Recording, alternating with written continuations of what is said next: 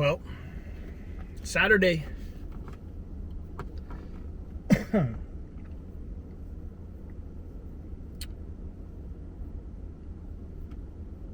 Let's talk a little bit about. I have this idea.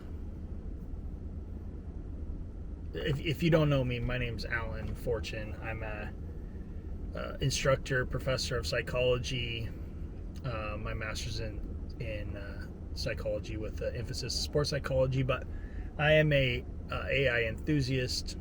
I am an early adopter, and I am going to be talking about how to use AI in the classroom, but more so talking about education evolution.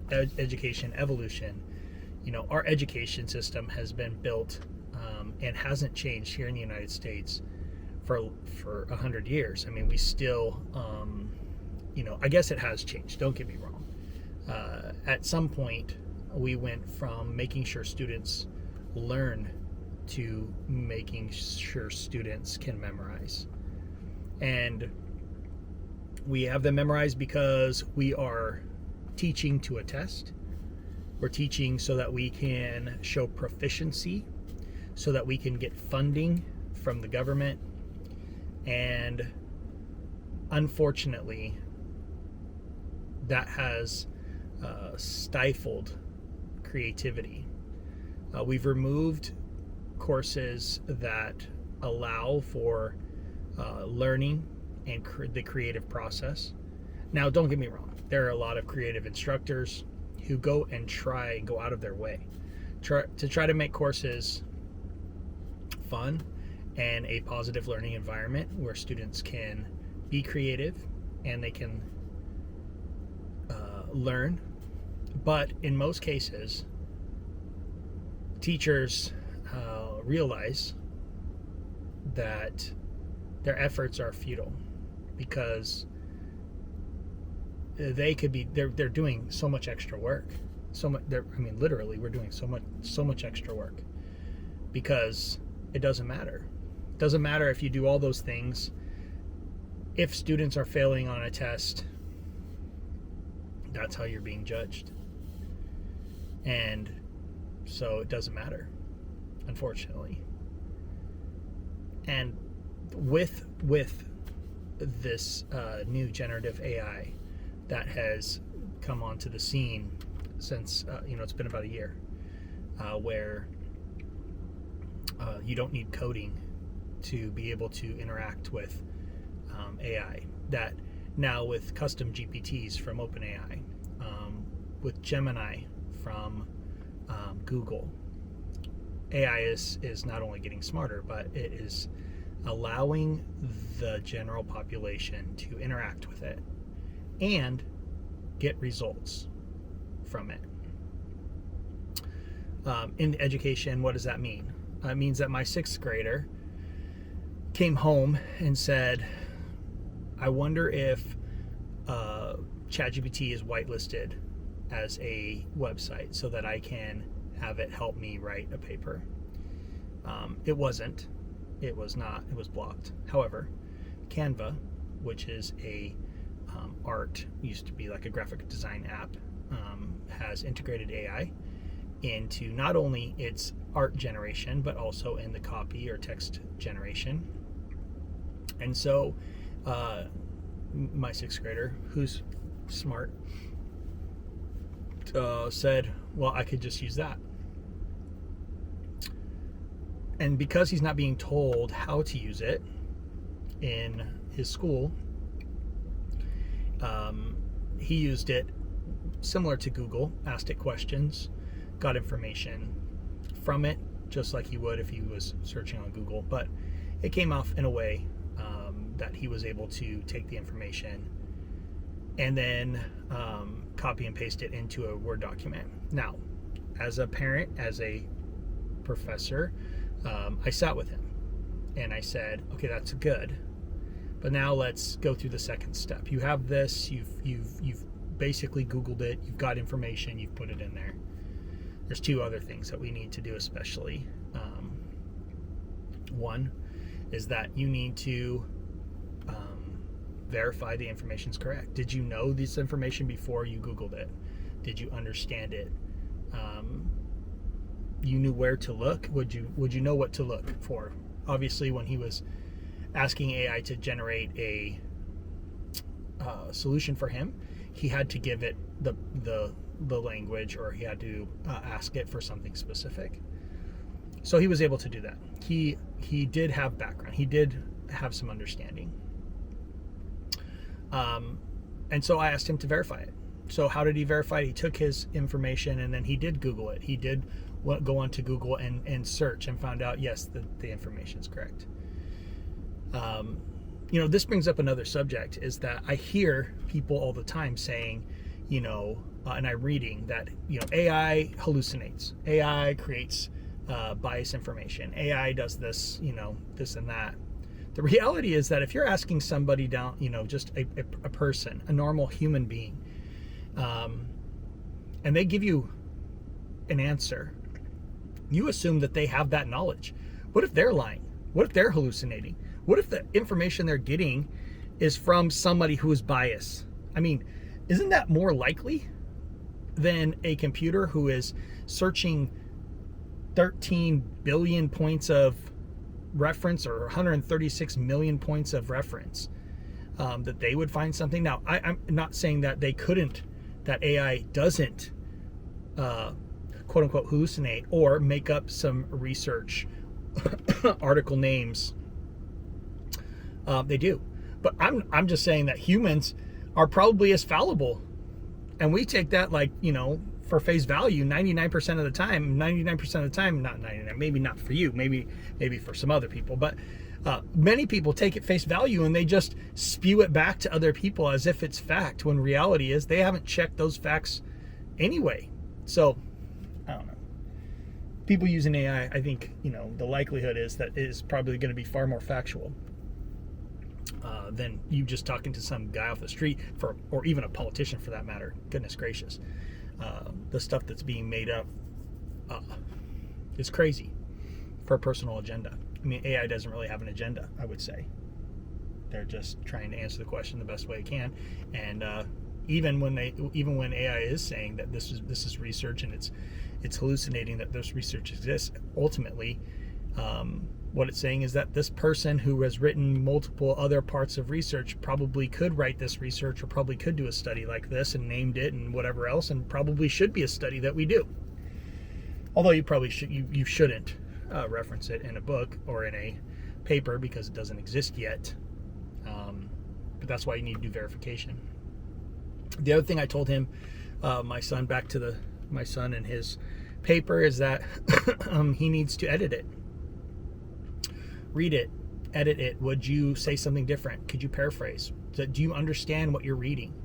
So not just copy and paste it into a Word document and turn it in as if it's your own, but actually read it, make sure it makes sense, and then edit it, especially if your instructor, your teacher wants it written a specific way, specific structure. And then lastly is to cite it. Did you use AI to help you write this, and how did you do that? A little scary for him to be able to put that down there. He didn't want people to know. He didn't want his teacher to know that he used AI at all. And I think ultimately that's when we come up with this idea of using AI in the dark because we feel like it's cheating. And look, I know I am not probably the majority voice, but this is a broader, this leads to a broader question, and really leads me to an idea that I will be doing, because I want to challenge the system and this idea of learning. And are we, as educators, really helping students learn? Or are we just asking them to memorize? And as a psychologist, as a psychology instructor, I could tell you that memorization is, in our memory, it is fleeting things that we memorize, especially in short term, can be very fleeting. Things that we learn, however, that is stays with us much longer. And I didn't make this up. Obviously, I just most of us know that if we read something, we remember it for a little bit, but if we read something and then tell somebody about it or teach somebody to it, it will stick a lot longer in our brains, and we'll be able to recall that a little bit easier. So this education evolution or education revolution, I would say, needs to happen. I think, and it's going to happen. How we assess students. I just saw an app called Coursology, if you haven't heard of it. Coursology for instructors, if you haven't heard of it, it's pretty scary. Not scary. I hate that word. It's not scary, but it is definitely a tool that you should be aware of, because when you create questions in Canvas, especially if you're using Canvas and you're using an online quiz, I don't know, you might have a lockdown browser. If you're not doing it face-to-face, if you're doing an online class, I would suggest that online quizzes should just be used for reinforcement of ideas, not for formative assessment, because even if you say, hey, look, you have a lockdown browser, you can't leave this browser, you can't do it. Most people have 2 devices now if they're taking it on their phone, or even if they didn't have 2 devices, they have a friend with another device, and they can be sitting there with their friend, one's looking for answers on Quizlet and the other one doing it. So your assessments are going to have to be different. Online quizzes, Coursology will actually, it's an app, but it's also a Chrome extension. And when taking this test, this quiz on Canvas, it will actually, it's being promoted as a study tool, however people are using it on quizzes, because it will show the answer. Now there's a little button that says like learn more or whatever, and it'll explain the answer for those students who want that. However, it is not, I would say, the majority of students are not using it for that. They're just using it to answer the quizzes, multiple choice questions specifically, and it's fairly accurate. When I say fairly, it is fairly 100% accurate on the quizzes that I created. I tested it, and it absolutely works. So what am I going to do? My quizzes are only going to be for reinforcement, and the amount of points they're going to be worth in my class have shrunk now a huge amount, because I know, look, as a student, I just assume that most students are going to be using something like this. And if it's not this, it's going to be something else. Like if this exists, then something else is going to exist. And can we find a way to block it and try to do that? But yeah, but those innovative students are going to be able to do that. And if it's not this, it's Quizlet. If it's not Quizlet, it's Google. If it's not Google, it's going to be something else. At the end of the day, if they have another computer open with a large language model like Chat GPT or like Bard or even Bing Chat, if they have that open on a different device, they could literally ask it the question with their voice, and it would come back with an answer. So ultimately, I think that is not going to be a great way to assess knowledge.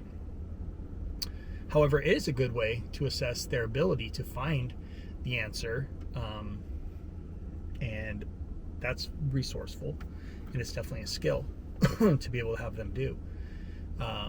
Might even be a great way to help them realize that skill or realize how to use that tool if in the class you force them to try to answer an absorbent amount of questions using that tool so that they could understand it better and what it's good for.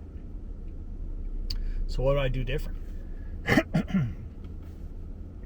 Well, in my classes, I try to do a lot of project-based learning, or we are doing projects as opposed to just the traditional multiple choice test, and it's way more work. As an instructor, it's way more work. I get it. I mean, I can tell you that it is. The projects are linked to multiple student learning outcomes for the course level objectives. And so I may have a project that will look at APA format, as well as their ability to find qualitative or quantitative research, for them to be able to analyze that research. And then also maybe it is going to talk about different concepts and theories of psychology. So those are all wrapped into one. They have to do the project. So let's say they have to create an experiment for conditioning or learning, and show me that they understand operant conditioning, which is learning through positive and negative reinforcement or positive and negative punishment. So for that assignment, for me, I could have them take a test, 100%, easy to do that. They could do worksheets, they could do whatever. They could write a paper. And all of that would show a level of learning, but to me, it's going to be very, very, it's not going to be very deep. So what do I have them do? Instead, they have to create an experiment.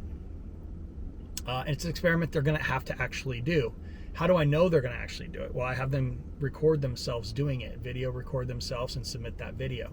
They also have to do a video summary where they explain it to me. So not only are they going to write about it, which again is part of it, they are going to have to understand what they're writing. They're going to have to cite their sources, their research, do all that.